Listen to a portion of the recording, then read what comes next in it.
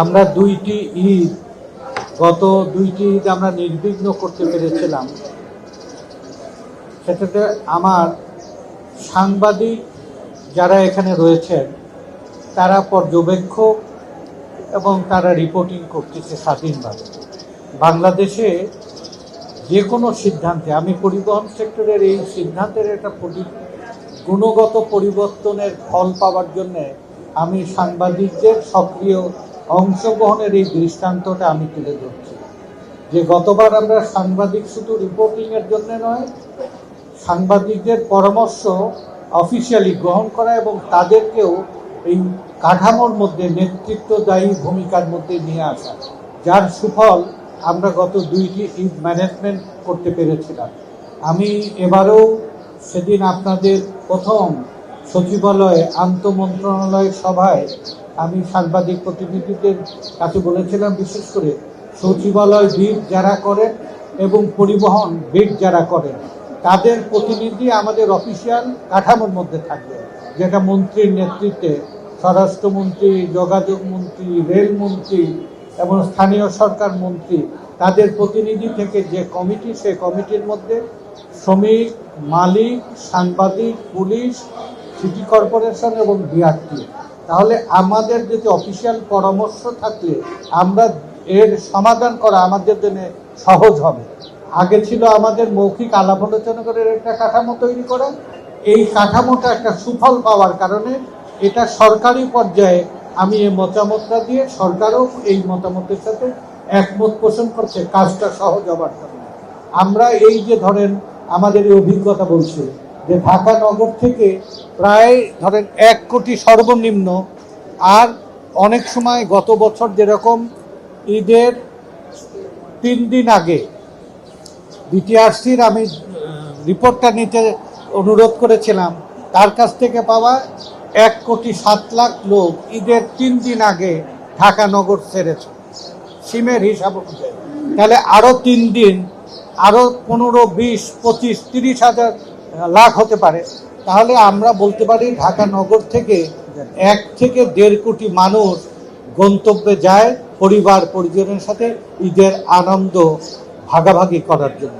আমরা অতীতে কিছু ট্র্যাজেডি দেখেছি, যেরকম যানজট হয়েছে 18, 20, 25 মাইল, এদিকে চট্টগ্রাম রোড, এদিকে নর্থ বেঙ্গল রোড, এমনকি ঈদের ফেরিঘাট এবং লঞ্চঘাট, এবং যানজটের অসহনীয় এই যানজট হওয়ার কারণে সেখানে ঈদ উদযাপন করেছে হয় রাস্তায়, না হয় ফেরিঘাটে, না হয় লঞ্চঘাটে, না হয় পথে। এটা একটা বড় ট্র্যাজেডি। এই সংবাদগুলো আসলে সবার মন খারাপ হয়ে যায়। এইটা যাতে না হয়, গত 2টি ঈদে আমরা একটা উদাহরণ সেট আপ করেছি।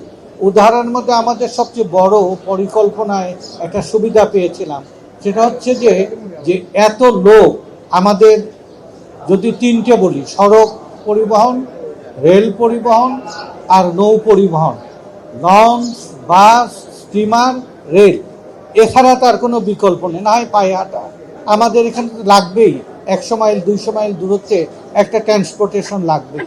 এইটা একসাথে যদি আমরা সবাই ছুটি দিয়ে দেয়, তাহলে এই যে ভোগান্তিটা হয়, এই ভোগান্তি না হওয়ার জন্যে সরকারের কাছে, বিশেষ করে ঈদ ম্যানেজমেন্ট কমিটির পক্ষ থেকে ছুটিগুলো যেন রেশনাল করে, এমন একটাভাবে করে যাতে করে মানুষগুলো তার মতো পরিকল্পনা করে যেতে পারে। এবারও 18 তারিখ অফিস ছিলেন, এটা আমাদের এই প্রস্তাবে 18 তারিখ ছুটি ঘোষণা করার কারণে বৃহস্পতিবার, শুক্রবার, শনিবার, তাহলে আমরা 15 তারিখ থেকে 20 তারিখ পর্যন্ত 5 দিন ধরে যদি 20 লাখ লোকও যায়, তাহলে আপনার 25-30 লাখ জন যায়, তাহলে 1.5 কোটি মানুষ নির্বিঘ্নে কিন্তু অনায়াসে যেতে পারবে। এটা যদি কিছুটা সাংবাদিক বন্ধুরা ওয়াইডলি এটা প্রচার করেন, তাহলে তারা এই যাত্রীরা এই পরিকল্পনা করতে তাদের জন্য সহায়ক হবে। আর আমরা আরও কতগুলো পরিকল্পনা গতবার করেছিলাম, যে আমাদের ট্র্যাজেডি কি আছে, এক গাড়িতে যাত্রী যায় আর এক গাড়িতে মাল সামানে উঠে যায়, নারী যাত্রীরা শ্লীলতাহানি, হয়রানি শিকার হয়।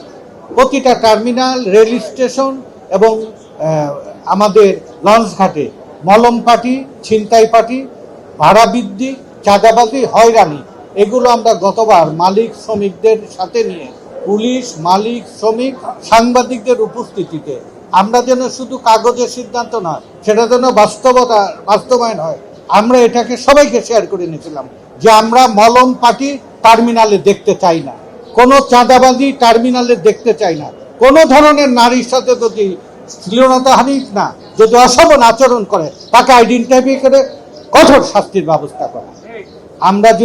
আমি আর একটা কথা বলেছিলাম যে আমরা 1 মাস তপস্যা করি, যারা মুসলমান তারা আমরা আল্লাহর সন্তুষ্টির জন্য 1 মাস অভুক্ত থাকি।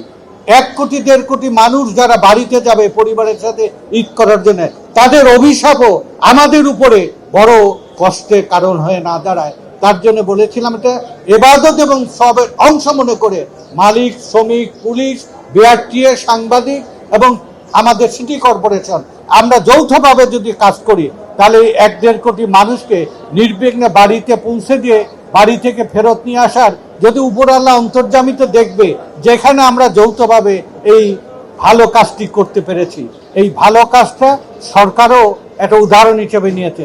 যেমন আমাকে মাননীয় প্রধানমন্ত্রী ডেকে 25 তারিখে একটা নির্দেশনা দিলেন যে গত 2টি ঈদের যে ম্যানেজমেন্টটা ভালো হয়েছে, সাংবাদিকরাও লিখেছে, আমরাও দেখেছি, আমার কাছে বিভিন্ন এজেন্সি রিপোর্ট দিয়েছে, এর চাইতে যদি একটু বেটার সুবিধাটা হয় তাহলে মানুষ এই সুফলটা ধরে রাখার চেষ্টা করবে। আমি পুলিশ কমিশনারের সাথে আর একটি বিষয়ে একমত হয়েছি, পরিবহনের একটা গুণগত মান পরিবর্তন করা আমাদের জন্য অপরিহার্য হয়ে গেছে।